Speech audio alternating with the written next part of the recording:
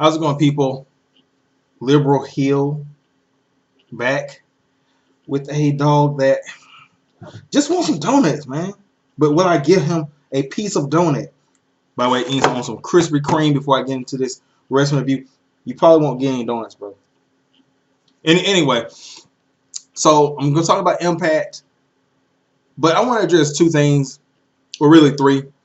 One, I didn't watch Raw, and really, who should? Who should be watching that trash? Two, Asuka losing the title to Charlotte 2 weeks before WrestleMania. Right here. That's right here. I love Asuka.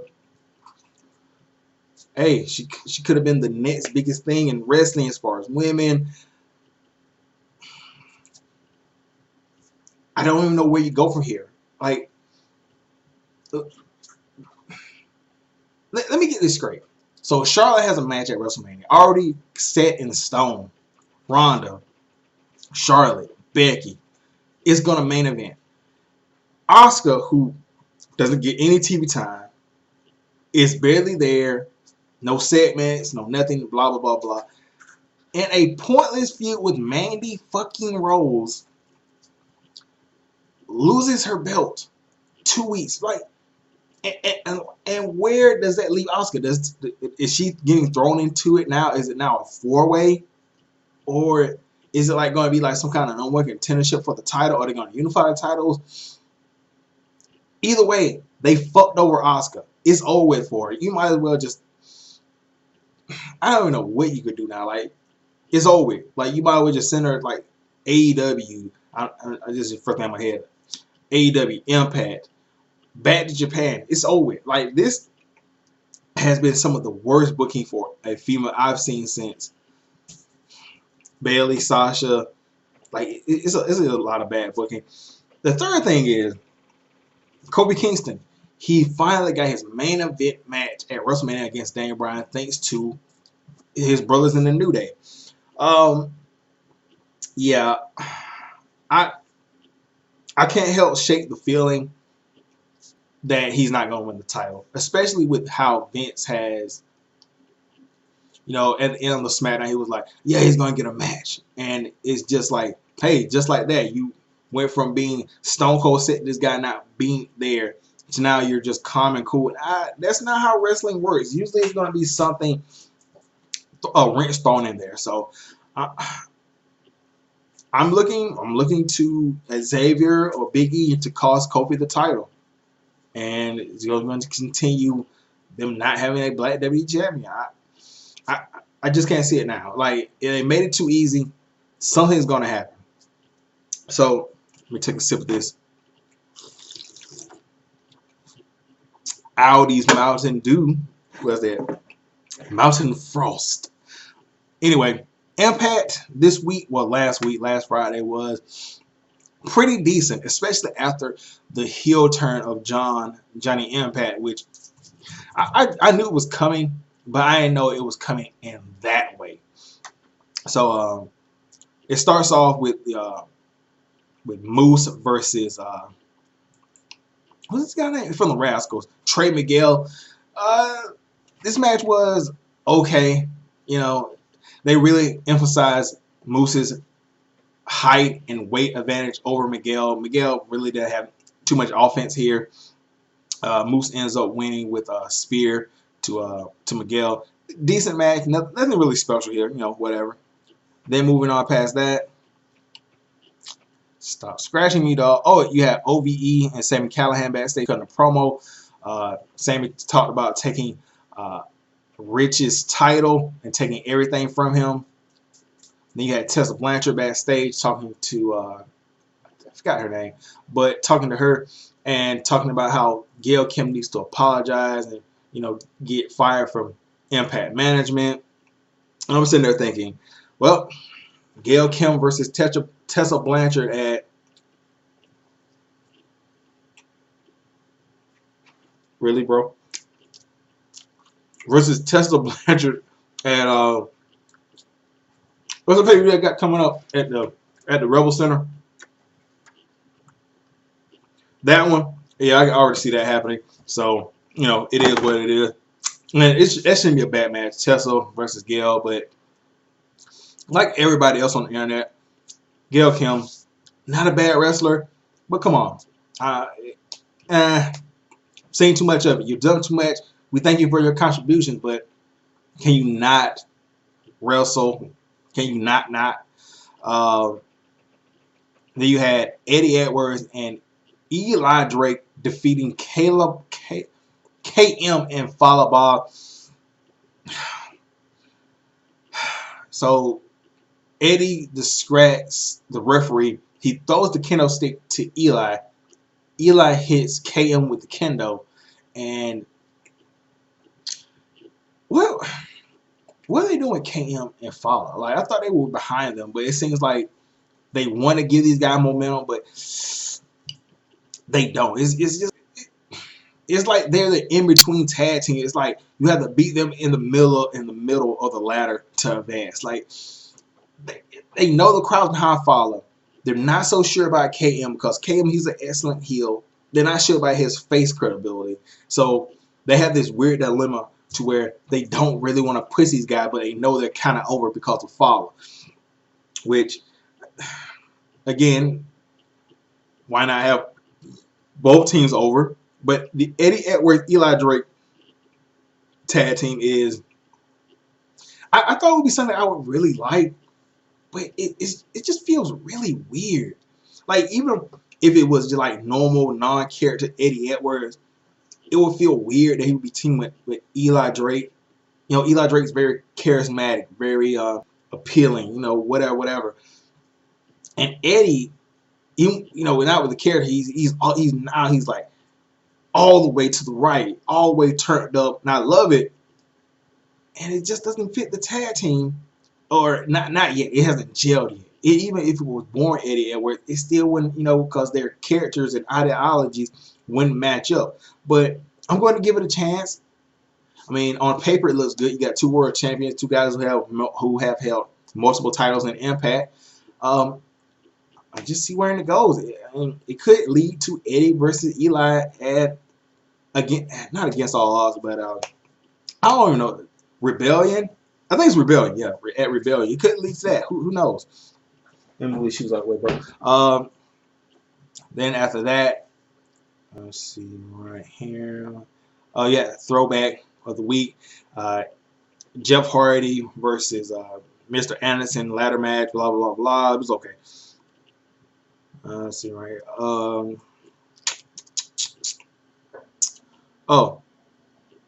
You had Swann and Willie Mack backstage, and Willie Mack, sorry about that, is talking to Swann, saying that he's going to take care of OVE so that him and Sammy can have a one-on-one match. In comes Ethan Page. Ethan Page says, I got my eye on Swann's title, and don't worry about OVE, worry about Ethan Page because he's going to kick your ass. So, pretty decent segment. Stop it. And you had Ace Austin defeating a jobber.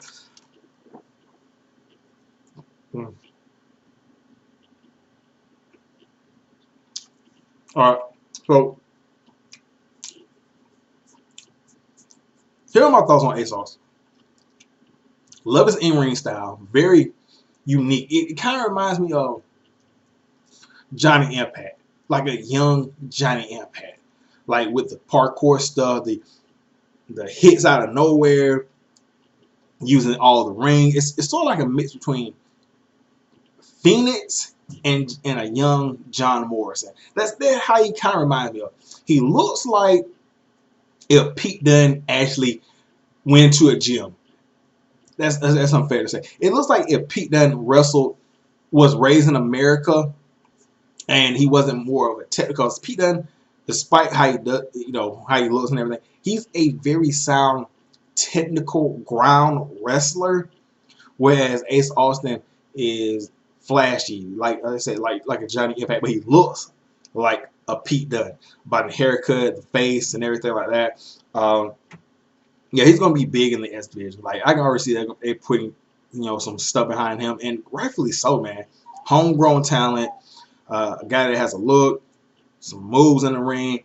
I don't know how his mic skills are, but we'll probably see later on down the line. But if he has those, or at least a couple of those things, hey, Impact can have a big star in the X division with Ace Austin.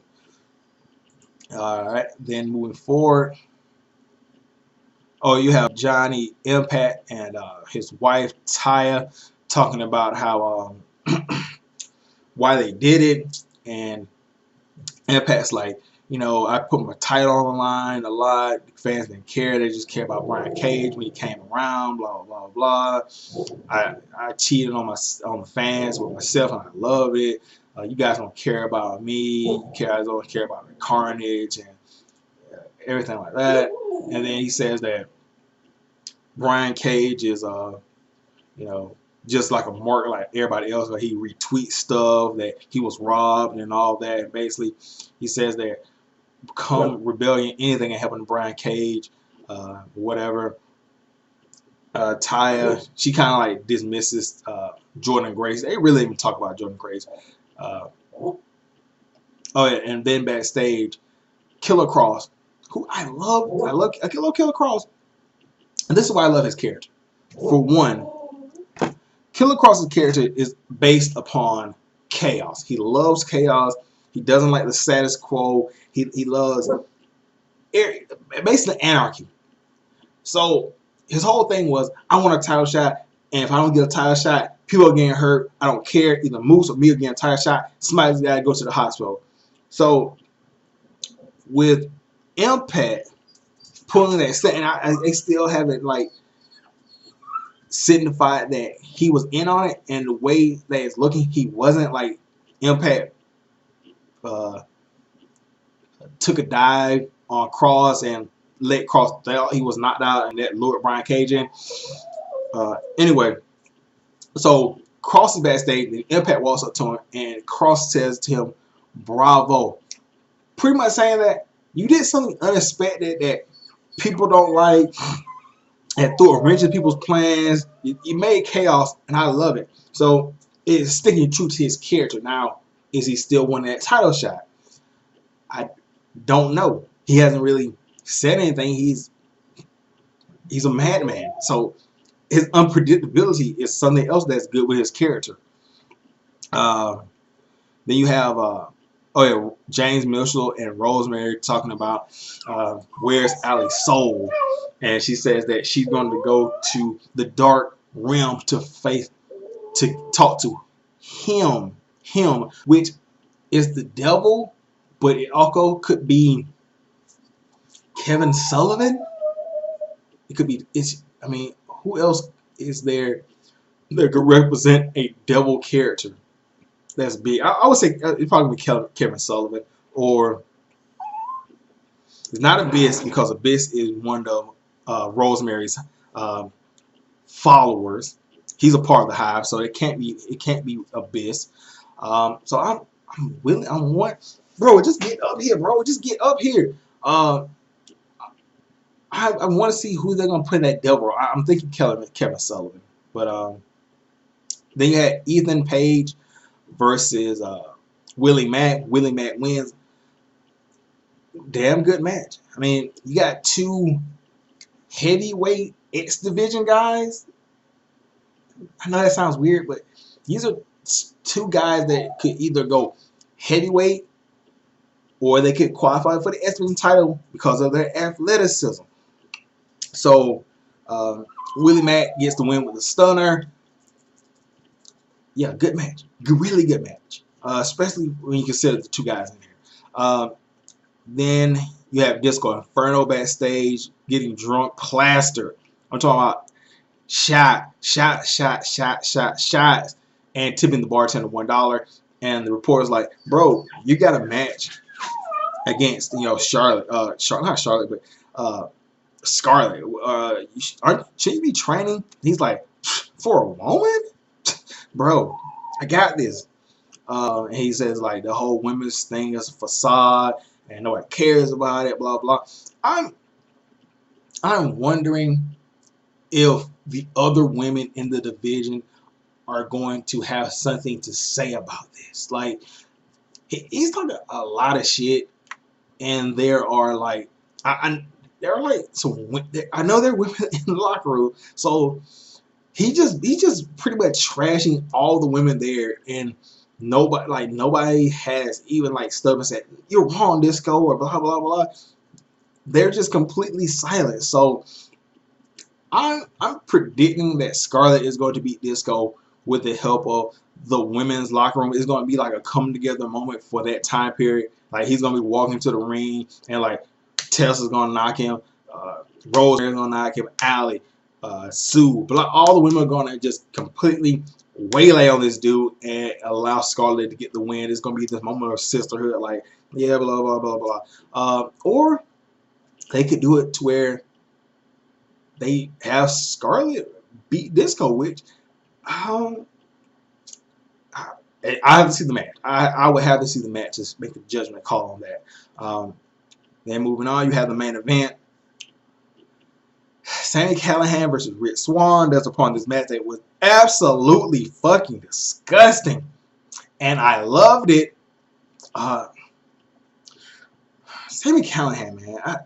He spit in Rich Swann's face, and it's like this big nasty fucking. And Rich Swann has the beard, like, because we bro black, and it was fucking disgusting. But it's Sami Callihan. He's vile. He's vile. He's disgusting. He's like this renegade character. And Swann's response is just like spit on, and like he just like throwing like rape. He's throwing like. But you see the aggression in his face. But in the end, Sami Callihan loses to a small package. When are they gonna put a title on Sami Callihan? That's the real question. It's a great match of the night. When they gonna probably match of the week for as far as wrestling goes. When are they gonna put a title on Sami Callihan? Like, I understand you probably want to put on him at Rebellion. And then at the end of the match, Sami attacks Swann. Swann gets the upper hand and gets a steel chair. And just as he's about to hit Sami with the chair, in comes this huge, like, tall behemoth of a man. And he's got dreadlocks. And I'm like, oh, I've seen that guy before. I just don't know who the hell that is. So he picks up Swann from the mat, chokes him, and slams like a... It was insane.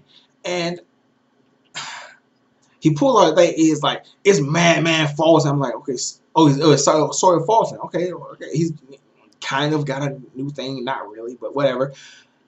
And I'm thinking to myself, when I saw him in WWE, he did not look like that. Like, how did he grow that like to a 7-foot tall monster? Like, is it the camera angle? Because WWE, they did not treat this man like a monster. They treated him like a regular Joe Smo, Blow, Cole, Hub. They treat him like whatever. This guy, like, I swear, when I saw him with Sanity, he looked the same size as Eric Young. Maybe a little taller, but he did not look like this towering, like, massive guy. And, it's revealed that he's a part of OVE. Big addition for OVEs, because now you got the big man, you got the main event guy, Sami Callihan, you got the tag team. We can break those guys up in, S division, with Jake or David. So OVE, man, OVEs, man, they might be the... I know it's gonna get a lot of hate. They might be the best stable in wrestling. Not what's the shit in New Japan? Oh my God, what is that shit in New Japan? Not club. They're not I'm not saying club because the club is like huge and shit. I'm talking about group fat. They might be the best faction in wrestling now with WWE and Impact and ROH. They might be the best faction. Not club, but faction, because they've been around for like 3 years now. And they haven't been pushed like mega stump, 4 to the gas, and it just dies out. It's been like slow, gradual builds to the OVO gumbo. And with this addition of Madman Fulton, it's gotten a little bit better, I would say. So anyway, tell me your thoughts. My dog's got something that I've got to go grab from his mouth. Pause. Anyway, I'll catch you guys later. Peace out.